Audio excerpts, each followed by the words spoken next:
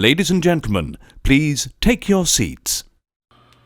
You know, through the course of modern history, it's those stories of David versus Goliath that get told out far, far too often. And, if you're within the sound of my voice, that must mean you are in the seats with once more. As always, my name is Dave Voigt, and I'm the host of this podcast, where we sit down with a wide-ranging variety of entertainment industry professionals and we pick their brain about current projects, state of the industry, how they got started, and so very much more, in a light and in a conversational fashion. And if you like how we do things around here, I'm going to go out on a limb and assume that you do, because quite frankly, you're listening right now.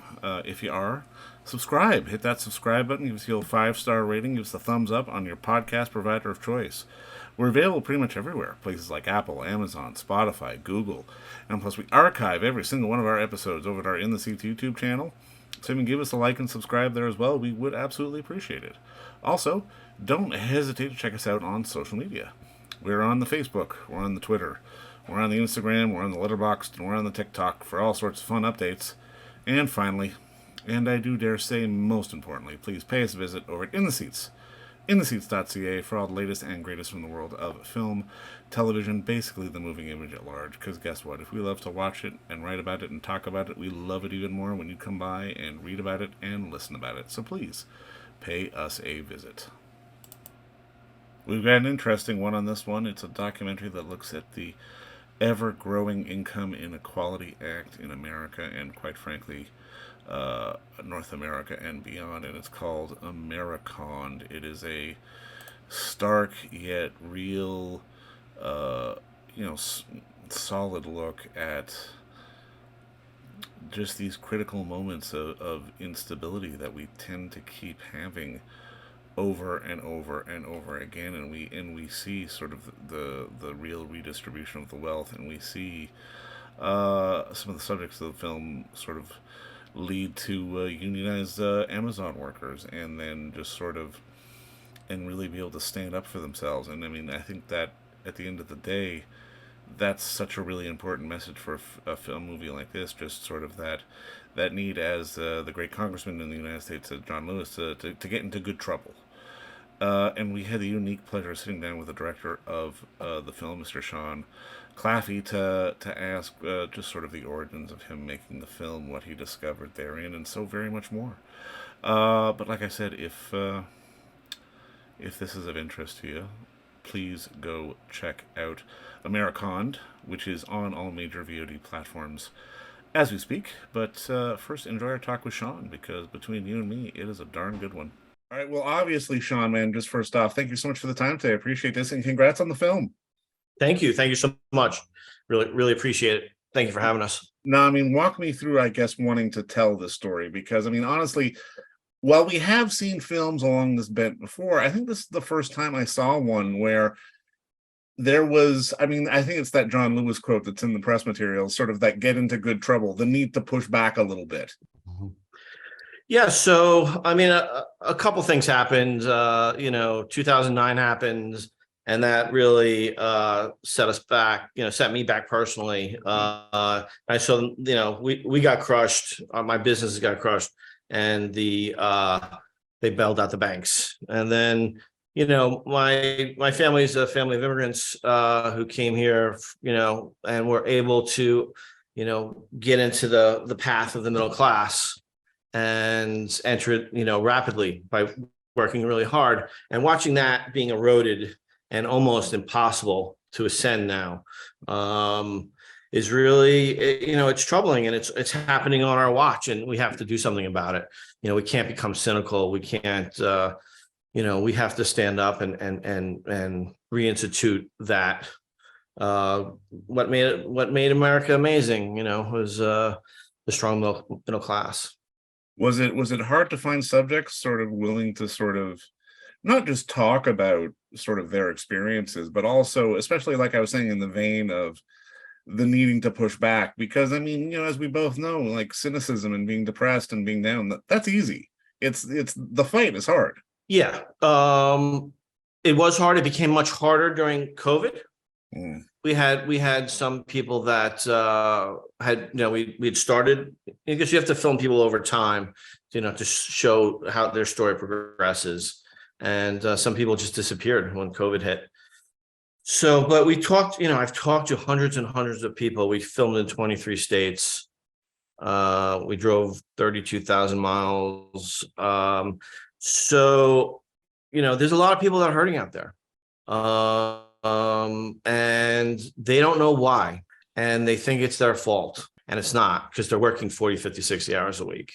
And, we tried to, making a film that just goes to the stats and what happened in the history. We've seen those films, but when you see the day-to-day lives of people that are, struggling, and the kids are struggling, and it really, it makes you very upset, and it makes you want to change things.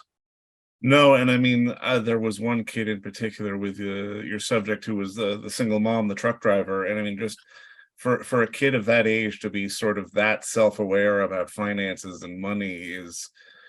It's disturbing on so many different levels, and it's one of those things where it just makes you sort of, I guess, at least from my perspective, kind of appreciate the need to fight and to speak up, because I mean, I look at this, and especially from how you frame the film, this isn't necessarily a capitalism is bad film, but it's just reminding us that no, if you do this, you got to do this. And it seems like capitalism, especially sort of in the American, definition thereof, it has been like, do this, but then everyone else can just be pushed over to the side.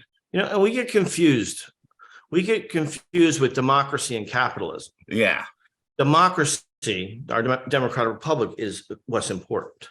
You can have capitalism and authoritarianism, or you can have democracy and blend the economic systems. These are made up systems. You blend them. You have a natural disaster, turn up the socialism, right? Makes sense. Yeah. 9/11, all those businesses destroyed all those people. Of course, you help them, right?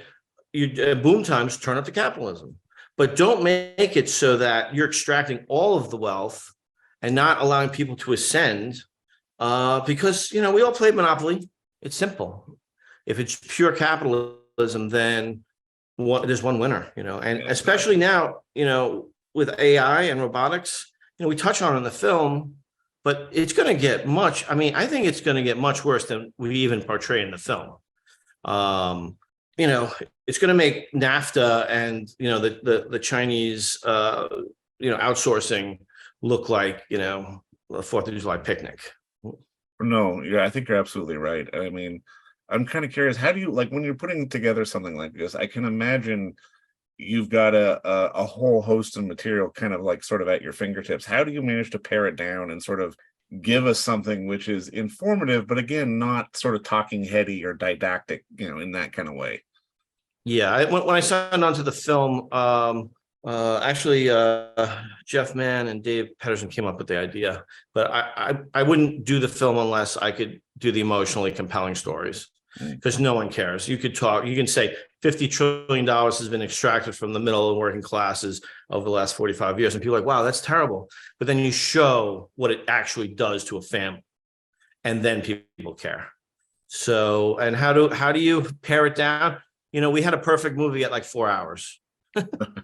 So you have to cut out amazing stories. I didn't make this up, but I've heard this in the past. On the final cuts, it's like cutting off the fingers and toes of your children to get it into the container of 90-ish minutes. Is that what led to the title, sort of Americonned? Because I mean, when I think of it, it's not one of those things where it's trying to stop the con. It's just sort of trying to tell people that, no, listen, this is happening and it's still happening, and maybe we need to be a little more aware of it. So we went through hundreds and hundreds of names, and we fought over it. And but Nick Hanauer in the film says the middle class has to understand it has been bullied and conned, and that's kind of how then that play on words was the reasoning. But we literally went through, I don't know if it was 1,000 names, something like that. We had sheets and sheets. I can imagine. No, but I mean, in going through all this, I mean, and especially looking at sort of the fight with Amazon and sort of the speaking up for workers' rights, and especially I guess, in the post-Reagan kind of America, where the idea of union bad had really kind of sunk in. I mean, I'm kind of curious, how do you think long term I mean, I'm looking for the right word here, but I mean, it's just to sort of break that idea of that, looking after the workers, the laborers, the people who, essentially get shit done, is a bad thing. Well, we need to really get this through to the elites, right, and to Yeah. the people that run the CEOs, that it cannot be about short-term profits. Because if we do short-term profits, they're gonna destroy the middle class, and then it already is destabilized the democracy. And you can see that there's a push toward authoritarianism. Do these people who are profiting so much, do they want to live in an authoritarian society? And there's in history, there's three outcomes, right? It's police state, authoritarian government, and revolution. They could still be very rich. And what is so insane is if you pay people more money, they have more money to buy things. Yeah. Right. So in their short-term look to for next quarter's profits, they are, they're 10 years out, they would do much better if the middle class did well. And it's expensive to have people in poverty. 1 in 4 children are in poverty. And that's probably not accurate. It's probably closer to 1 in 3, because those numbers are based on metrics that were like in the 1930s. No, and I mean, you're right. It's one of those things where it feels like, especially in North America, we've been conditioned to think not, the next 3 months, the next fiscal quarter, when in reality, we should be thinking about the next 25 years in order to really sort of build up and sort of create something sustainable that can not only grow, but actually thrive and develop into new areas as well. And I mean, I'm curious. I mean, obviously now you're getting this film out to audiences and to other people. And I mean, this feels like a loaded question, but I mean, when you show this to people, like, what do you hope the reactions are? Because I mean, I can imagine you have stuff that inside that you want people to see, but I mean, I can imagine at the same time there's going to be other reactions as well. Yeah, well, we've shown it to a lot of people. Yeah. Different screenings, and most times there's not a dry eye in the house. People come up to me at the end and they're like, "Oh my God, I didn't realize that this is going on, or why this is happening." And we really we lay it out, that it's on purpose, that it's been planned since like 1968 and kind of really took hold in 1975 and has been pushed through till today, and you can just watch, productivity, profits are soaring and the middle class is just not making it. The money is just being extracted from everyone. There's no reason this country is so rich, and we used to have the number one middle class. There's no reason why we can't have a thriving middle class. And and if we don't, we're in trouble. I mean, you can see we're in trouble already. I mean, I don't have to, you see the headlines every day. No, but I mean, at least now compared to back in the 30s, 40s, 50s, 60s, we have films like this, and we have sort of media outlets and things that can get information to people and get people a little more at least aware and cognizant of what's going on around them. And I mean, I think a film like this definitely does that and then some, because I mean, again, you lay out the realities of it. I mean, I think just even from my perspective, like I knew of the take, but then it dinged on me when the film said it. It's about like, well, when other countries do this, no, they expand their other programs to sort of even out the balance. But no, we don't do that here. And that's such a sad and I mean, really disgusting thing. But I mean, I hope when more and more people see your film that it's something that will be realized a bit more sort of cognitively on a day-to-day basis, because it's just so damn important. Yeah, and this is what's sad to me. I mean, what gives me hope is people like Chris Smalls, who, it was like him and a group of like 7 to 10 people who just worked their asses off 7 days a week, 3 shifts, trying to get that going up against the richest man in the world who spent $25 million trying to crush them. And all they had was like 2 folding tables and a tent. Yeah. And they won. It's the biggest unionization in 70 something years. So there is hope, and we can do it. We just have to do it. And then you look at Jeff Bezos. Jeff Bezos could change the middle class himself. Yeah. He could raise the wages up to $30 an hour. He won't be the 3rd richest man in the world. Maybe he'll be the 10th. But by doing that, he would bring the entire middle class up because everyone would have to match the wages. Now you're going to get the immediate response of raising wages kills jobs.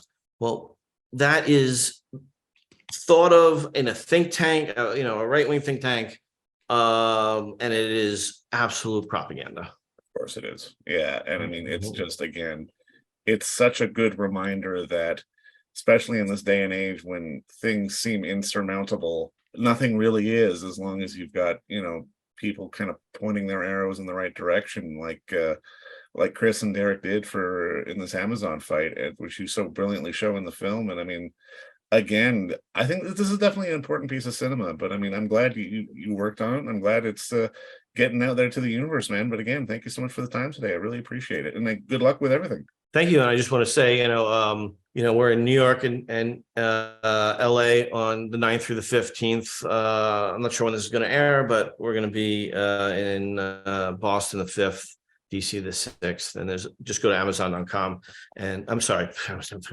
Americonned.com. And you can see all the listings of everywhere to see it. Absolutely, man. We'll share that with the people for sure. But again, just congrats on the great film, and thank you so much for the time today. Awesome. Thanks, Dave. Appreciate it. And don't forget to visit our friends over at Bay Street Video for all your DVD, Blu-ray rental, or purchasing needs this summer, as they are still open for curbside and some mailing delivery as well. Over at 1172 Bay Street, Toronto, Ontario, Canada, you can give them a call at 416-964-9088. That's 416-964-9088. Or send them an email at baystreetvideoto@gmail.com for any of your DVD and Blu-ray needs.